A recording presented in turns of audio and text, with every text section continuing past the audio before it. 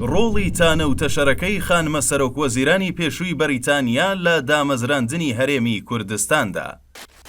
و بیرهێنانەوەیەکی مێژوویی و ئاوردانەوەیەک لە سەرەتاکانی بڕیاری دروستکردنی هەرێمی کوردستان. مارگرێت تاچەر ئەو خاتونەی بە تانەوتەشەرێک لە سەرۆکوەزیرانی بەریتانیا هەرێمی کوردستانی دامەزراند.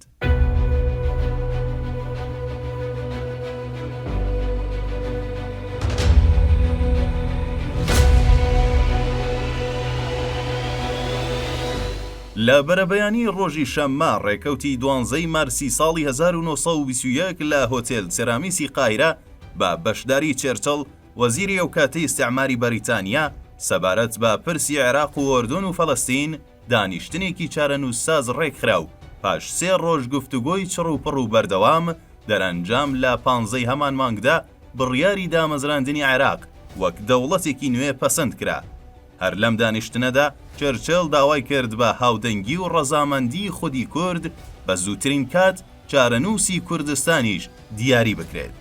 سەرەڕای بڕیاری چرچل بەرپرسانی بەریتانی سەر بە بەرێ عەرەبی لە بەغداد و لەوانە خاتوو گێرترۆد بێڵ و سێر پێرسی ساکس بە بیان و پاساوی وەک پاراستنی هێزی سوننە و شیعە ویلایەتی مووسڵ واتە کوردستانی ئەو سەردەمەیان بە فێڵ و زۆرە ملێ خستە سەر وڵاتی عێراق و لە ساڵی 1932دا بە پەسەندکردنی عێراق وەک وڵاتێکی سربەخۆ لە ئەنجومەنی نەتەوە یەکگرتووەکان خەونی کورد بۆ دامەزراندنی دەوڵەت لەلایەن وڵاتانی جلهێزەوە کۆتایی پێهات.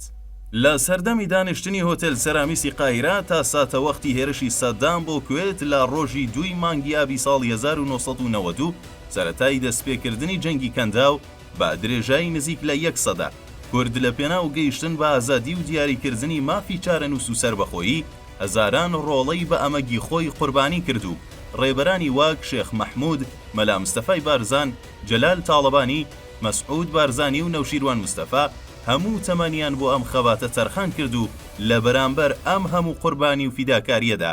دەمێک بوو ڕۆژ ئاوا پەمۆی لە گوێ ئاخنی بوو تاوەکو کۆڕەوی کورد کە ڕۆژ ئاوای ناچار کرد ئەم جارە لایەک لە دۆزی کورد بکاتەوە. هێرشی سەدام بۆ کوێت لە ڕۆژی 2 مانگی ئابی ساڵی 1990 جیا لەوەی بەرژەوەندی ڕۆژاوای خستە مەترسیەوە وڵاتانی عەرەبی کەنداویشی تووشی دڵە ڕاوکێ و نیگەرانی جدی کرد و هەر بەمبۆنەوە بەرەی ڕۆژ ئاوا و عەرەبی کەنداو بۆ لێدانی سەدام پێکێنرا و پاش چەندین هەڕەشەی بێسوود لە سەدام بۆ ئەوەی واز لە داگیرکاری بێنێت و لەکوێت پاشەکشە بکات هێزی دەریاوانی ئەمریکا لە بەرەبەیانی ڕۆژی 24 مانگی ئابی ساڵی 1991 لە پەلامارێکی لە ناکاودا هێرشیان بۆ سەرکوێ دەست پێ کرد و 3 ڕۆژ دوای ئەم هێرشە واتە لە 27 هەمان مانگدا سەدام فەرمانی کشانەوەی بۆ هێزەکانی دەرکرد و هاوپەیمانان توانیان پاش 7 مانگ لە داگیرکردنی کوێت لە ماوەی 4 ڕۆژدا ئەم وڵاتە ئازاد بکەن. جەنگ درێژەی کێشاو لە ڕۆژی 7 مانگی هەمان ساڵدا هێرشی بەناوبانگی تۆفانی سەحرا بۆ سەر عێراق و بۆمبارانی بەغدا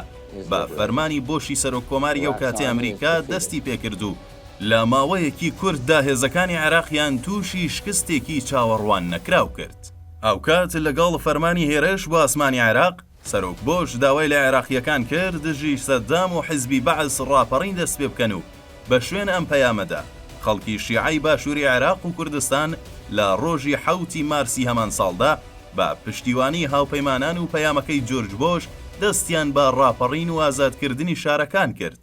بەڵام لە ئانوساتێکدا هاوپەیمانان بە بیانووی ئەگەری دامەزراندنی دەوڵەتی شیعە لە عێراق دەستیان لە جەنگ و پشتیوانی کورد و شیعە هەڵگرت. لەم کاتەدا مەیدان بۆ هێزە تۆقێنەرەکەی سەدام بەتاڵ بوو بۆ ئەوەی بە دڵی خۆی تۆڵەی شکست و ڕاپەڕین لە شیعە و کورد بکاتەوە. هێزەکانی سەدام لە 27 مانگدا دەستیان بە تۆڵە سەندنەوە کرد و هەر ئەوەی چاوەڕوان نەدەکرا سەدام بەرامبەر بە خەڵکی خۆی کردی و کوردیش سەرەڕای بەرگری سەرەتایی هێزی پێشمەرگە بە سەرۆکایەتی بەرەی یەکگرتووی کوردستانی کە لە ساڵی 1988 پێکاتبوو لە ترسی لە نێوبردننی یەکجاری بەرەو سنوورەکانی تورکیا و ئێران هەڵاتن و بەم هەڵاتنە کارەساتێکی دڵتەزێنی دیکە لە مێژووی کورددا خوڵقێندرا.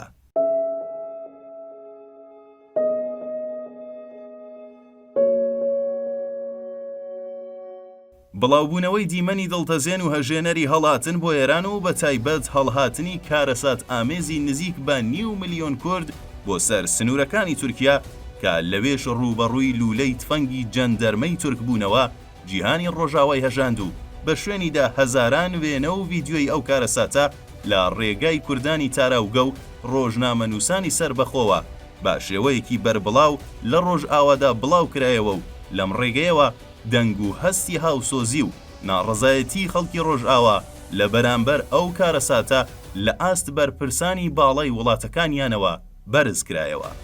لە بەرامبەرم کارەساتەدا کۆشکی سپی ئاماژەی بەناردنی یارمەتی بۆ ئاوارەکان کرد،